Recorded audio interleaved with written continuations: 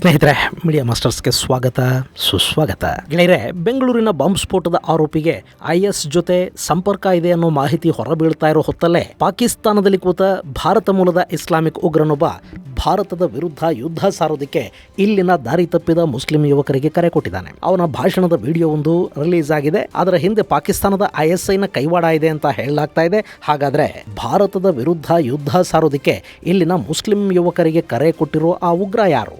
ಅವನ ಹಿನ್ನೆಲೆ ಏನು? ಚುನಾವಣೆಯ ಹೊಸ್ತಿಲಲ್ಲಿ ಭಾರತ ಎಚ್ಚರವಾಗಿರಬೇಕಾಗಿರೋದು ಎಲ್ಲಿ ಅನ್ನೋ ಬಗ್ಗೆ ಒಂದಷ್ಟು ಮಾಹಿತಿಯನ್ನು ನಾವಿಲ್ಲಿ ನೋಡೋಣ.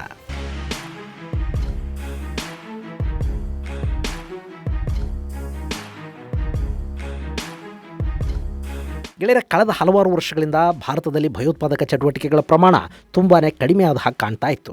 ಜೊತೆಗೆ NIA ಅಧಿಕಾರಿಗಳು ನಿರಂತರವಾಗಿ ರೈಡ್ಗಳನ್ನು ಮಾಡ್ತಾ ಯಾರ್ಯಾರು ಉಗ್ರ ಸಂಘಟನೆಗಳ ಜೊತೆ ಸಂಪರ್ಕ ಇಟ್ಕೊಂಡಿದ್ದಾರೋ ಅಂಥವ್ರನ್ನ ಹೆಡೆಮುರಿ ಕಟ್ಟೋ ಕೆಲಸ ಮಾಡ್ತಾಯಿದ್ರು. ಅವರ ಫೈನಾನ್ಸ್ ನೆಟ್ವರ್ಕ್ಗಳನ್ನು ಕತ್ತರಿಸಿ ಹಾಕೋ ಪ್ರಯತ್ನಕ್ಕೆ ಅತಿ ಹೆಚ್ಚು ಮಹತ್ವ ಕೊಡಲಾಗ್ತಾ ಇತ್ತು. ಇದೆಲ್ಲದರ ನಡುವೆ ಕೂಡ ಆಗಾಗ ಬಾಂಬ್ ಸ್ಫೋಟದ ಪ್ರಯತ್ನಗಳು ನಡೆಯೋದೇ ನಿಂತಿರಲಿಲ್ಲ. ಕಳೆದ ವರ್ಷ ಮಂಗಳೂರಲ್ಲಿ ಕುಕ್ಕರ್ ಬಾಂಬ್ ಸ್ಫೋಟ ಆಯಿತು. ಶಿವಮೊಗ್ಗದಲ್ಲಿ ಬಾಂಬ್ ಸ್ಫೋಟಕ್ಕೊಂದಷ್ಟು ಆರೋಪಿಗಳು ತಯಾರಿ ಮಾಡಿಕೊಂಡಿದ್ರು ಅನ್ನೋದು ಗೊತ್ತಾಯಿತು. ತಮಿಳುನಾಡಲ್ಲಿ ಸ್ಫೋಟಿಸೋದಕ್ಕೆ ತಗೊಂಡು ಹೋಗ್ತಾ ಇದ್ದ ಬಾಂಬು ಕಾರಲ್ಲೇ ಬ್ಲಾಸ್ಟ್ ಆಗಿತ್ತು.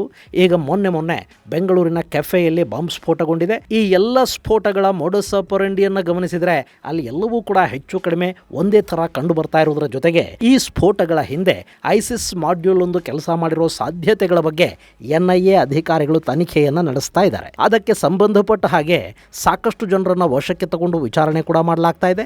ಇದೇ ವೇಳೆ ಪಾಕಿಸ್ತಾನದಲ್ಲಿ ಕೂತಿರುವ ಭಾರತದ ಉಗ್ರನೊಬ್ಬ ಭಾರತದ ವಿರುದ್ಧ ಯುದ್ಧಕ್ಕೆ ಸಜ್ಜಾಗಿ ಅಂತ ಹೇಳಿರುವ ವಿಡಿಯೋ ಒಂದು ಬಿಡುಗಡೆ ಆಗಿದೆ. ಹಾಗೆ ಇಲ್ಲಿನ ಇಸ್ಲಾಮಿಸ್ಟ್ ಉಗ್ರರಿಗೆ ಕರೆ ಕೊಟ್ಟಿರೋದು ಮೊಹಮ್ಮದ್ ಫರ್ಹಾತುಲ್ಲಾ ಘೋರಿ. ಗೆಳೆಯರೆ, ಈ ಘೋರಿ ಹೈದರಾಬಾದ್ ಮೂಲದವನು. ಅಲ್ಲಿನ ಸೈದಾಬಾದ್ ಪ್ರದೇಶದ ಕುರ್ಮಾಗೂಡಾಗೆ ಸೇರಿದ ಫರ್ಹಾತುಲ್ಲಾ ಭಾರತದಿಂದ ಓಡಿ ಹೋಗಿ ಸುಮಾರು 30 ವರ್ಷಗಳು ಕಳೆದು ಹೋಗಿವೆ. 1994ರಲ್ಲಿ ಫರ್ಹಾತುಲ್ಲಾ ಸೌದಿ ಅರೇಬಿಯಾಗೆ ಹೋಗ್ತಾನೆ. ಅಲ್ಲಿಂದಲೇ ಭಾರತದಲ್ಲಿ ಭಯೋತ್ಪಾದಕ ಚಟುವಟಿಕೆಗಳಿಗೆ ಫಂಡಿಂಗ್ ಮಾಡೋ ಕೆಲಸ ಆರಂಭ ಮಾಡ್ತಾನೆ. ಜೈಷ್ ಎ ಮೊಹಮ್ಮದ್ ಹಾಗೂ ಲಷ್ಕರ್ ಎ ತೈಬಾ ಸಂಘಟನೆಗಳ ಜೊತೆ ಇವನಿಗೆ ನಿಕಟ ಸಂಪರ್ಕ ಬೆಳೆಯುತ್ತೆ. ಪ್ರಮುಖವಾಗಿ ಹೈದರಾಬಾದ್ ಮೂಲಕ ತನ್ನ ಕೆಲಸ ಆರಂಭ ಮಾಡಿದ್ದ ಫರ್ಹಾತುಲ್ಲಾ ಘೋರಿ ತನ್ನ ನೆಟ್ವರ್ಕನ್ನು ಕೇರಳ ಸೇರಿದ ಹಾಗೆ ದಕ್ಷಿಣ ಭಾರತದಾದ್ಯಂತ ಬೆಳೆಸ್ಕೊಳ್ಳೋದಕ್ಕೆ ಶುರು ಮಾಡ್ದ. ಹಾಗೆ ಗುಜರಾತಲ್ಲಿ 2002ರಲ್ಲಿ ಅಕ್ಷರಧಾಮದ ಮೇಲೆ ನಡೀತಲ್ಲ ಭಯೋತ್ಪಾದಕರ ದಾಳಿ, ಅದರಲ್ಲಿ ಕೂಡ ಇವನು ಮಾಸ್ಟರ್ ಮೈಂಡ್ ಅಂತ ಹೇಳಲಾಗತ್ತೆ. ಅದಾದ ನಂತರ ಹೈದರಾಬಾದಲ್ಲಿ ನಡೆದ ಸಾಕಷ್ಟು ಬಾಂಬ್ ಸ್ಫೋಟಗಳ ಹಿಂದೆ ಕೂಡ ಇವನ ಕೈವಾಡ ಇದೆ ಅನ್ನೋದು ಗೊತ್ತಾಯಿತು. ಸೌದಿ ಅರೇಬಿಯಾದಲ್ಲಿದ್ದರೆ ಭಾರತಕ್ಕೆ ಹಸ್ತಾಂತರ ಆಗಿಬಿಡಬಹುದು ಅಂತ ಹೆದರಿದ ಘೋರಿ ಅಲ್ಲಿಂದ 2015ರಲ್ಲಿ ಪಾಕಿಸ್ತಾನಕ್ಕೆ ಪಲಾಯನ ಮಾಡ್ದ. ಇವತ್ತಿಗೂ ಕೂಡ ಅವನು ಪಾಕಿಸ್ತಾನದಲ್ಲಿ ಕೂತಿದ್ದಾನೆ. ಅಲ್ಲಿನ ISI ರಕ್ಷಣೆಯಲ್ಲಿ ಅವನಿದ್ದಾನೆ. ಈಗ ಜೈಷ್ ಹೆಜ್ಬುಲ್ಲಾಗಳಷ್ಟೇ ಅಲ್ಲದೆ ಇವನು ಐಸಿಸ್ ಸಂಪರ್ಕದಲ್ಲಿ ಕೂಡ ಇದ್ದಾನೆ. ಇಸ್ಲಾಮಿಕ್ ಸ್ಟೇಟ್ ಉಗ್ರವಾದವನ್ನು ಭಾರತಕ್ಕೆ ಪಂಪ್ ಮಾಡೋದರಲ್ಲಿ, ಭಾರತದಲ್ಲಿ ಐಸಿಸ್ಗೆ ಯುವಕರನ್ನ ರಿಕ್ರೂಟ್ ಮಾಡ್ಕೊಳ್ಳೋದ್ರಲ್ಲಿ ಈ ಘೋರಿ ದೊಡ್ಡ ಮಟ್ಟದಲ್ಲಿ ಕೆಲಸ ಮಾಡ್ತಾ ಇದ್ದಾನೆ ಅನ್ನೋದು ಇಂಟೆಲಿಜೆನ್ಸ್ ಏಜೆನ್ಸಿಗಳು ಕೊಡ್ತಾ ಇರೋ ಮಾಹಿತಿ.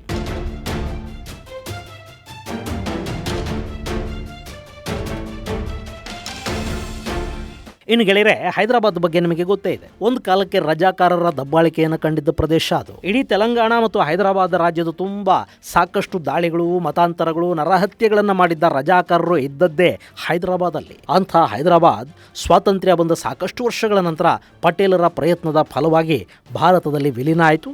ಆಗಲೂ ಕೂಡ ಅಲ್ಲಿಂದ ಪಾಕಿಸ್ತಾನಕ್ಕೆ ಓಡಿ ಹೋಗೋದಕ್ಕೆ ಅಲ್ಲಿನ ನಿಜಾಮ ಸಿದ್ಧತೆಗಳನ್ನು ಮಾಡಿಕೊಂಡಿದ್ದ. ಆದರೆ ಅದು ಸಾಧ್ಯ ಆಗಲಿಲ್ಲ. ಅವನು ತನ್ನ ಒಂದಷ್ಟು ಸಂಪತ್ತನ್ನು ಪಾಕಿಸ್ತಾನಕ್ಕೆ ಸಾಗಿಸಿದ್ದ. ಆದರೆ ಅವನು ಇಲ್ಲೇ ಉಳಿಬೇಕಾಗಿ ಬಂತು. ಹಾಗೆ ರಜಾಕಾರರು ಹಾಗೂ ಅವರ ಕೋಮು ಮನಸ್ಥಿತಿಗಳು ಕೂಡ ಹೈದರಾಬಾದಲ್ಲಿ ಹಾಗೆ ಉಳ್ಕೊಂಡ್ರು. ಈಗಲೂ ಕೂಡ ಅಲ್ಲಿನ ಇಸ್ಲಾಂ ಪ್ರಾಬಲ್ಯದ ಏರಿಯಾಗಳಲ್ಲಿ ಪರಿಸ್ಥಿತಿ ಬೂದಿ ಮುಚ್ಚುದು ಕೆಂಡದ ಹಾಗಿರುತ್ತೆ. ಅಲ್ಲಿ ಉಗ್ರ ಕೃತ್ಯಗಳನ್ನು ನಡೆಸೋ ಜನ ತುಂಬ ಸಂಘಟಿತರಾಗಿದ್ದಾರೆ. ಅಲ್ಲಿನ ಜನರ ಬೆಂಬಲ ಕೂಡ ಈ ಉಗ್ರರಿಗೆ ದೊಡ್ಡ ಪ್ರಮಾಣದಲ್ಲಿ ಸಿಗ್ತಾ ಇದೆ. ಪೊಲೀಸರು ಯಾರನ್ನಾದರೂ ಬಂಧಿಸಿದರೆ ಪೊಲೀಸ್ ಠಾಣೆಗಳ ಮುಂದೆ ಪ್ರತಿಭಟನೆಗೆ ಮಹಿಳಾ ಪಡೆ ಬಂದು ನಿಲ್ಲುತ್ತೆ. ಅಲ್ಲಿ ಸೋಷಿಯಲ್ ವರ್ಕರ್ಸ್ ಮುಸುಕಲ್ಲಿ ಕೂಡ ಉಗ್ರರನ್ನು ಕಾಪಾಡಿಕೊಳ್ಳುವ, ಆಶ್ರಯ ನೀಡುವ ಸಂಘಟನೆಗಳಿವೆ. ಅಂಥದ್ದೇ ಒಂದು ಸಂಘಟನೆಯ ಸಂಸ್ಥಾಪಕ ಸದಸ್ಯ ಕೂಡ ಆಗಿದ್ದ ಈ ಫರ್ಹಾತುಲ್ಲಾ ಘೋರಿ. ಆ ಸಂಘಟನೆಯ ಹೆಸರು ದರ್ಸ್ಗಾ ಇ ಶಹಾದತ್, ಅಂದರೆ the centre for jihad and martyrdom. ಜಿಹಾದ್ ಹಾಗೂ ಬಲಿದಾನಗಳ ಕೇಂದ್ರ ಅಂತ ಅರ್ಥ. ಹೈದರಾಬಾದ್ ಹಾಗೂ ಕೇರಳಗಳಲ್ಲಿ ತುಂಬಾ ಆಕ್ಟಿವ್ ಆಗಿರೋ ಸಂಘಟನೆ ಇದು. ಗೆಳೆಯರೆ, ಬಹಳಷ್ಟು ಜನ ಅಯೋಧ್ಯೆಯಲ್ಲಿ ರಾಮ ಜನ್ಮಭೂಮಿಯಲ್ಲಿದ್ದ ಮಸೀದಿ ಕಟ್ಟಡ ನೆಲಸಮಗೊಂಡ ನಂತರವೇ ಭಾರತದಲ್ಲಿ ಇಸ್ಲಾಮಿಕ್ ಉಗ್ರವಾದ ತೀವ್ರಗೊಂಡಿದ್ದು ಅಂತ ಹೇಳ್ತಾರೆ. ಅದು ಖಂಡಿತ ನಿಜ ಅಲ್ಲ. ಈಗ ನೋಡಿ, ಈ ದರ್ಸ್ಗಾ ಇ ಶಹಾದತ್ ಅನ್ನೋ ಸಂಘಟನೆ ಸ್ಥಾಪನೆಯಾಗಿದ್ದು 1983ರಲ್ಲಿ. ಅವತ್ತು ಯಾವ ಮಸೀದಿಯನ್ನು ಭಾರತದಲ್ಲಿ ಯಾರು ಕೆಡವಿದ್ರು ಹೇಳಿ? ಅವತ್ತಿಗೆ ಈ ಸಂಘಟನೆ ಹೈದರಾಬಾದ್ನ ಸೈದಾಬಾದ್ನಲ್ಲಿರೋ ಹಜರತ್ ಉಜಾಲೆ ಶಾ ಈದ್ಗಾದಲ್ಲಿ ತರಬೇತಿ ಶಿಬಿರಗಳನ್ನು ಮಾಡ್ತಾ ಇತ್ತು. ಸುಮಾರು 50,000 ಮಂದಿಗೆ ಆತ್ಮರಕ್ಷಣೆಯ ಹೆಸರಲ್ಲಿ ಆಯುಧ ತರಬೇತಿಯನ್ನು ಈ ಸಂಘಟನೆ ಕೊಟ್ಟಿದೆ ಅಂತ ಹೇಳ್ತಾರೆ. ಆನಂತರ ಇದು ಹೈದರಾಬಾದ್ನ ಜೊತೆಗೆ ಕೇರಳಕ್ಕೆ ಕೂಡ ವಿಸ್ತರಿಸಿಕೊಳ್ತು. ಅಲ್ಲಿ ಕೂಡ ಆಯುಧ ತರಬೇತಿಯನ್ನು ಕೊಡೋ ಕೆಲಸನ ಆರಂಭ ಮಾಡ್ತು. ಇವರು 2013ರವರೆಗೆ ನಿರಾತಂಕವಾಗಿ ತರಬೇತಿ ಶಿಬಿರಗಳನ್ನು ನಡೆಸ್ಕೊಂಡು ಬಂದರೂ ಕೂಡ ಯಾರೂ ಇದರ ಬಗ್ಗೆ ಹೆಚ್ಚು ತಲೆ ಕೆಡಿಸ್ಕೊಳ್ಳೋದಕ್ಕೆ ಹೋಗಲಿಲ್ಲ. ಮುಸ್ಲಿಂ ಮೊಹಲ್ಲಾಗಳಲ್ಲಿ ಏನಾಗ್ತಿದೆ ಅನ್ನೋದು ಸಾಕಷ್ಟು ಬಾರಿ ಪೊಲೀಸರಿಗೂ ಗೊತ್ತಾಗೋದಿಲ್ಲ. ಅಕಸ್ಮಾತ್ ಗೊತ್ತಾದರೂ ಅಲ್ಪಸಂಖ್ಯಾತರ ವಿಷಯದಲ್ಲಿ ಅವರು ಕೂಡ ರಿಸ್ಕ್ ತಗೊಳ್ಳೋದಕ್ಕೆ ಹೋಗೋದಿಲ್ಲ. ಇಲ್ಲಿ ಕೂಡ ಹಾಗೇ ಆಯಿತು. ಈ ಸಂಘಟನೆಯ ಸಂಸ್ಥಾಪಕ ಅಧ್ಯಕ್ಷ ಶೇಖ್ ಮೆಹಬೂಬ್ ಅಲಿ ಸಾವಿನಿಂದಾಗಿ ಒಂದಷ್ಟು ವರ್ಷಗಳ ಕಾಲ ಆಯುಧ ತರಬೇತಿ ನಿಂತೋಯ್ತಾದರೂ ಅದು ಮತ್ತೆ 2017ರಿಂದ ಆರಂಭಗೊಂಡಿದೆ ಅಂತ ಹೇಳ್ತಾರೆ. ಇನ್ನು ಈ ಸಂಘಟನೆ ಮುಸ್ಲಿಮರ ಪ್ರಾಣ, ಆಸ್ತಿ ಹಾಗೂ ಇಸ್ಲಾಮಿನ ಶ್ರೇಷ್ಠತೆಯನ್ನು ಕಾಪಾಡೋದು ನಮ್ಮ ಧ್ಯೇಯ ಅಂತ ಹೇಳ್ಕೊಳ್ಳುತ್ತೆ. ಮತ್ತು ಇದರ ಸಾಕಷ್ಟು ಸದಸ್ಯರು ಅಲ್ ಖೈದಾ ಸೇರಿದ ಹಾಗೆ ನಾನಾ ಭಯೋತ್ಪಾದಕ ಸಂಘಟನೆಗಳ ಜೊತೆ ನಂಟು ಹೊಂದಿದ್ದಾರೆ ಅನ್ನೋದು ಕೂಡ ಸಾಕಷ್ಟು ಬಾರಿ ಬಹಿರಂಗಗೊಂಡಿದೆ. ಈ DGS ಅಂದರೆ ದರ್ಸ್ಗಾ ಇ ಶಹದತ್ನ ಮಾಜಿ ಸದಸ್ಯ ಸೈಯದ್ ಮಕ್ಬೂಲ್ ಇಂಡಿಯನ್ ಮುಜಾಹಿದೀನ್ ಗುಂಪಿನ ಹೈದರಾಬಾದ್ ಮಾಡ್ಯೂಲ್ನ ಮುಖ್ಯಸ್ಥನಾಗಿದ್ದ. 2013ರ ಫೆಬ್ರವರಿಯಲ್ಲಿ ದಿಲ್ಸುಖ್ ನಗರದಲ್ಲಿ ನಡೆದ ಬಾಂಬ್ ಸ್ಫೋಟದ ಪ್ರಮುಖ ಆರೋಪಿ ಇವನಾಗಿದ್ದ ಮತ್ತು ಆ ಸ್ಫೋಟದಲ್ಲಿ ಸುಮಾರು 17 ಮಂದಿ ಪ್ರಾಣ ಕಳ್ಕೋಬೇಕಾಗಿ ಬಂತು. ಹಾಗೆ ಸೈಯದ್ ಜಾಕಿರ್ ರಹೀಂ ಜೈಷ್ ಇ ಮೊಹಮ್ಮದ್ ಸಂಘಟನೆಯ ಸದಸ್ಯನಾಗಿದ್ದ. ಇವನು ಕೂಡ DGSನಿಂದ ಬಂದವನೇ. 2004ರಲ್ಲಿ ಅಲ್ಲಿನ ಬಿಜೆಪಿ ಮುಖಂಡರಾದ ಇಂದ್ರಸೇನಾ ರೆಡ್ಡಿ ಮತ್ತು ಬದ್ದಂ ಬಾಲರೆಡ್ಡಿ ಕೊಲೆಗೆ ವಿಫಲ ಪ್ರಯತ್ನವನ್ನು ಈ ಸೈಯದ್ ನೇತೃತ್ವದ ತಂಡ ನಡೆಸಿತ್ತು.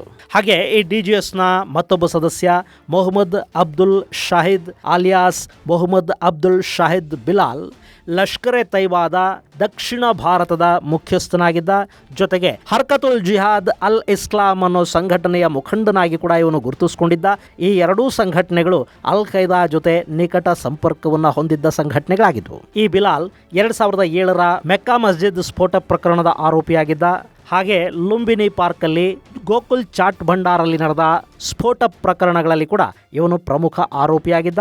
2005ರಲ್ಲಿ ಬೇಗಂಪೇಟ್ನ STF ಕಚೇರಿ ಮೇಲೆ ನಡೆದ ಆತ್ಮಾಹುತಿ ದಾಳಿಯ ಹಿಂದಿದ್ದವನು ಕೂಡ ಇದೇ ಬಿಲಾಲ್ ಅಂತ ಹೇಳಲಾಗುತ್ತೆ. ಸದ್ಯಕ್ಕೆ ಇವನು ಪಾಕಿಸ್ತಾನದಲ್ಲಿ ತಲೆಮರೆಸಿಕೊಂಡು ಕೂತಿದ್ದಾನೆ. ಈ ಬಿಲಾಲ್ನ ಮೂಲ ಕೂಡ ಇದೇ ಶಹದತ್ ಸಂಘಟನೆ.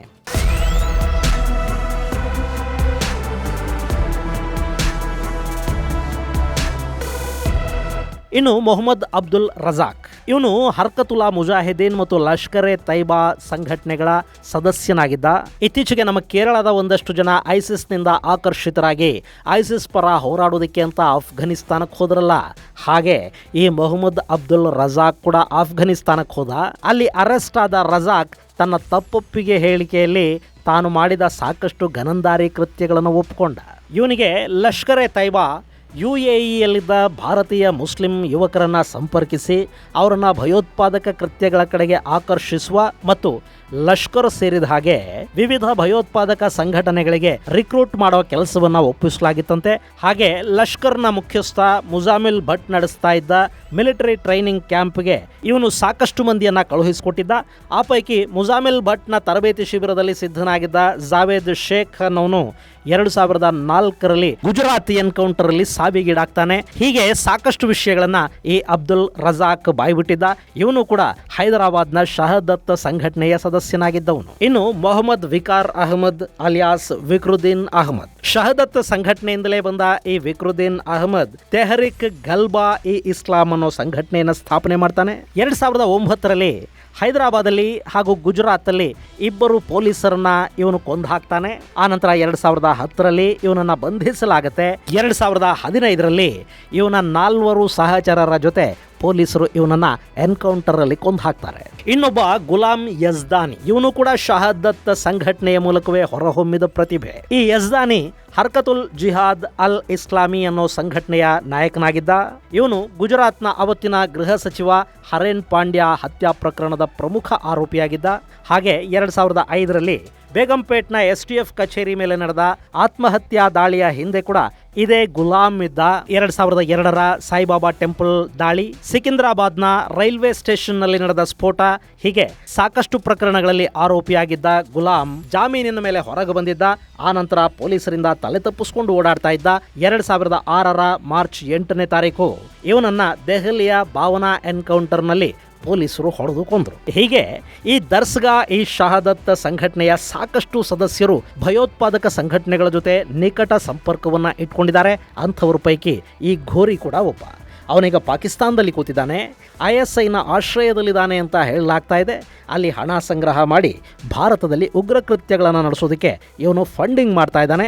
ಇಂಥ ಘೋರಿ 2019ರ ನಂತರ ಯೂಟ್ಯೂಬ್, ಟೆಲಿಗ್ರಾಮ್ನಂಥ ಆ್ಯಪ್ಗಳನ್ನು ಬಳಸಿ ಭಾರತದಲ್ಲಿನ ಮುಸ್ಲಿಂ ಯುವಕರಿಗೆ ISIS ಸೇರುವುದಕ್ಕೆ ಕರೆ ಕೊಡೋ ಕೆಲಸ ಮಾಡ್ತಾ ಇದ್ದಾನೆ ಮತ್ತು ದೊಡ್ಡ ಮಟ್ಟದಲ್ಲಿ ಇಲ್ಲಿ ಸ್ಲೀಪರ್ ಸೆಲ್ಗಳನ್ನು ಬೆಳೆಸೋದ್ರಲ್ಲಿ ಇವನು ಸಿಕ್ಕಾಪಟ್ಟೆ ಕೆಲಸ ಮಾಡಿದ್ದಾನೆ ಅಂತ ಹೇಳಲಾಗುತ್ತೆ. ಈಗ ಅವನ ಆಡಿಯೋ ಒಂದು ರಿಲೀಸ್ ಆಗಿದೆ. ಅದರಲ್ಲಿ ಭಾರತದ ವಿರುದ್ಧ ಯುದ್ಧಕ್ಕೆ ಸಿದ್ಧರಾಗಿ ಅಂತ ಇಲ್ಲಿನ ಇಸ್ಲಾಮಿಕ್ ಉಗ್ರರಿಗೆ ಅವನು ಕರೆ ಕೊಟ್ಟಿದ್ದಾನೆ.